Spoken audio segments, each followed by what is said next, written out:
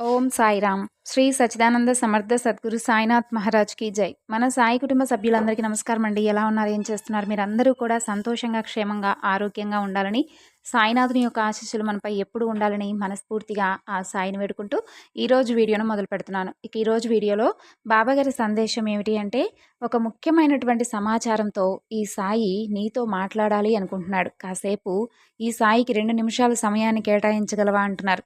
మరి ఈ సందేశానికి ఉన్నటువంటి పరమార్థం ఏమిటో తప్పకుండా తెలుసుకుందామండి. అంతకన్నా ముందు మన ఛానల్ని ఎవరైనా కొత్తగా చూస్తున్నట్లయితే ఛానల్ను సబ్స్క్రైబ్ చేసుకొని, వీడియో కనుక మీకు నచ్చితే లైక్ చేసి సపోర్ట్ చేయడం మాత్రం మర్చిపోకండి ఫ్రెండ్స్. ఈ బాబాగారి సందేశం గురించి తెలుసుకుందాం.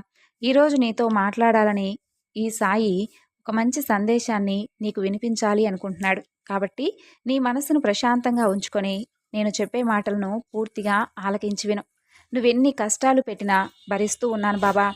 నా అనుకునే వారి దగ్గర మాత్రం నేను చేయి చాచేటటువంటి పరిస్థితి నాకు ఎప్పటికీ కూడా రానివ్వవద్దు అని ఎన్నోసార్లు అడిగాను కదా బాబా. మరి నువ్వు ఇప్పటి వరకు నేను ఎన్ని కష్టాలు అలాగే ఎన్ని సమస్యలు ఇబ్బందులు ఎదుర్కొంటున్నప్పటికీ నా అనుకునే వారి దగ్గర మాత్రం నేను చాలా చులకనా భావంగా, అలాగే వారి దగ్గర అసలు ఏమాత్రం కూడా కనీసం తల ఎత్తుకుని తిరిగేటటువంటి పరిస్థితి కూడా లేకుండా ఉంది.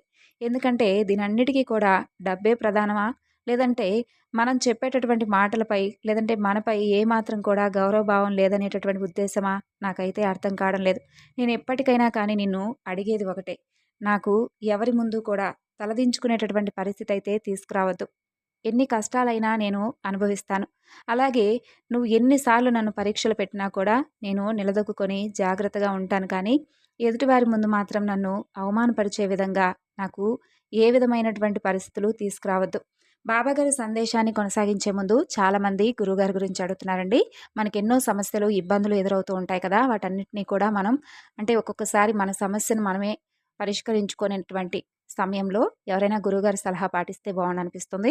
సాయిబాబా వారి ఆశీస్సులతో జ్యోతిష్యం చెబుతారండి గురువుగారు. చాలా చక్కగా ఉన్నది ఉన్నట్లుగా మన గురించి, అలాగే మనం ఏ సమస్య గురించి అయితే బాధపడుతున్నామో, అంటే ప్రేమ, పెళ్లి, ఉద్యోగం, ఇలా ఎవరికి ఉండేటటువంటి సమస్యలు వారికి ఉంటాయి. కాబట్టి సమస్యకు తగినటువంటి పరిష్కార మార్గాన్ని పూజల రూపంగా కానీ, లేదంటే పరిహార మార్గంగా కానీ తెలియజేస్తారు. ఇక్కడ స్క్రీన్ మీద కనిపిస్తున్నటువంటి ఈ నెంబర్కు కాల్ చేసి మీ సమస్య ఏమిటో గురువుగారికి తెలియజేసి ఆ సమస్య నుండి బయటపడండి. ఇక బాబాగారి సందేశాన్ని కొనసాగిద్దాం. చూడు బిడ్డ, పాలల్లో పంచదార వేసినా, పంచదారలో పాలు పోసినా కరిగేది పంచదారే కదా. కాబట్టి బాధపడుతూ జీవిస్తూ బాధపడుతూ ఉన్నా కోల్పోయేది నీ జీవితమే.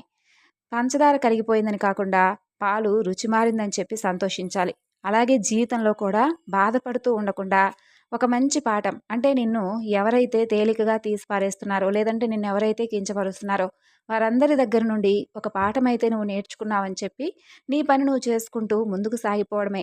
ఎవరి వద్దో నువ్వు తలదించుకునేటటువంటి పరిస్థితి నీకు ఏమాత్రం కూడా ఎదురవదు. ఎందుకంటే నీకు నువ్వుగా నీ మనసుకు ఆ ఊహతోనో, లేదంటే ఆ ఆలోచనతోనే నాకు ఎదుటి వ్యక్తుల ముందు కాస్త అవమానం జరిగింది, లేదంటే వారి వద్ద నాకు ఎలాంటి గౌరవం లభించడం లేదు అని నువ్వెందుకు అనుకోవాలి? నీకు నువ్వు గౌరవం ఇచ్చుకో. అలాగే నీ ఉన్నత స్థితిని నీకు నువ్వుగా అనువుగా మార్చుకునే పరిస్థితి నువ్వు తెచ్చుకోవాలి తప్ప, ఎదుటివారి ముందు నువ్వు తలదించుకునేటటువంటి పరిస్థితి అస్సలు రాదు. ఒకవేళ వచ్చినా కూడా నా బిడ్డలను, అంటే నీ వల్ల కాదు అనేటటువంటి సమస్యను కూడా నీ నుండి దూరం చేసేస్తాను. నీ వల్ల కాదు అన్నోళ్లకు నిన్ను అంచనా వేయడం ఎవరి తరం కాదు అనేటటువంటి ఉద్దేశంతో నీ గెలుపుతో నిరూపించేలా ఉండాలి. కానీ వారిని చూసి నువ్వు ఇలా భయపడుతూ ఉంటావా చెప్పు? నువ్వు పడేటటువంటి బాధ, వేదన, అలాగే నీ బంధువులకు, స్నేహితులకు తెలియకపోవచ్చేమో, కానీ నువ్వు మనస్ఫూర్తిగా నమ్మేటటువంటి ఈ బాబాకు ఖచ్చితంగా తెలుస్తుంది. మనసారా నిన్ను నమ్ముకొని ఇప్పటి వరకు నా ప్రయత్నం నేను చేస్తూనే ఉన్నాను బాబా, కానీ నా ప్రయత్నం ఏదీ కూడా సఫలం అవడం లేదు అని నువ్వు నన్ను అడగవచ్చు. చూడు, నీ ప్రయత్నాన్ని సఫలం చేసేందుకే నేను అన్ని మార్గాలను, అన్ని విధాలుగా ద్వారాలను, మూసి ఉంచినటువంటి ద్వారాలను సైతం తెరిచి ఉంచుతున్నాను. ఎందుకంటే నీవు ప్రతి ప్రయత్నం కూడా విజయం సాధించాలి అనేటటువంటి ఉద్దేశంతో కాకుండా, ఆ ప్రయత్నం ద్వారా నువ్వేం నేర్చుకున్నావు అనే దాన్ని బట్టి నీ ప్రయత్నాన్ని కొనసాగించు. అప్పుడు చివరికి ఏదో ఒక రోజు తప్పకుండా నీకు విజయం సొంతమవుతుంది. అందరూ కూడా ఒంటరిని చేసి విడిచిపెట్టేశారు. నువ్వు మాత్రం నాకు ఎప్పుడూ కూడా ధైర్యాన్ని ఇస్తూనే ఉన్నావు బాబా. అందుకే నీ పట్ల నాకు తల్లి, తండ్రి, గురువు కన్నా కూడా ఎక్కువగా నాకు ఒక బంధంలా నిన్ను ఎప్పుడూ కూడా మనసారా తలుచుకుంటూ ఉంటాను.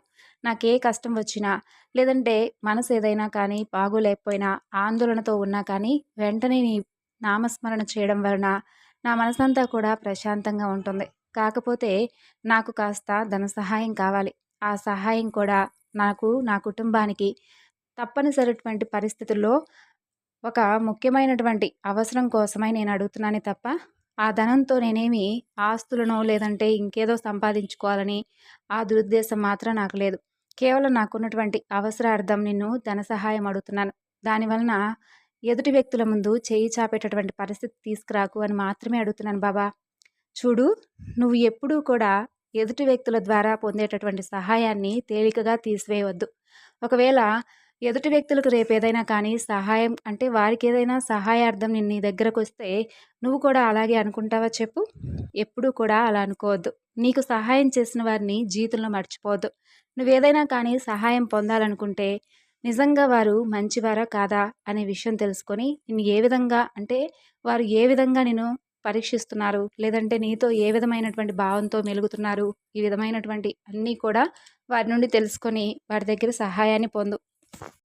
చూడు బిడ్డ, మంచి చెడుల పట్ల తల్లికి ఏ విధమైనటువంటి దృష్టి ఉంటుందో భక్తుల మంచి చెడుల పట్ల ఈ బాబాకు కూడా అంతే విధమైనటువంటి దృష్టి ఉంటుంది. కలిగిన దానిలో తృప్తి పడుతూ కష్టాలు కొని తెచ్చుకోకుండా నీకు ఏది ఎప్పుడు ఏమివ్వాలో బాబాకు తెలుసు అనేటటువంటి విశ్వాసంతో ఉండు. అప్పుడు నీకు కలిగే దాంట్లో నువ్వు ఎలా తృప్తి పడతావో, ఏ విధంగా సంతోషిస్తావో నీకు తెలుస్తుంది. అయినా నీకు లభించిన దాంట్లోనే నువ్వు తృప్తి చెందేటటువంటి మనస్తత్వం కలదానివి. లోపాలు లేనటువంటి మనిషి ఉండరు కదా, అలాగే లోటు లేనటువంటి జీవితం కూడా ఉండదు.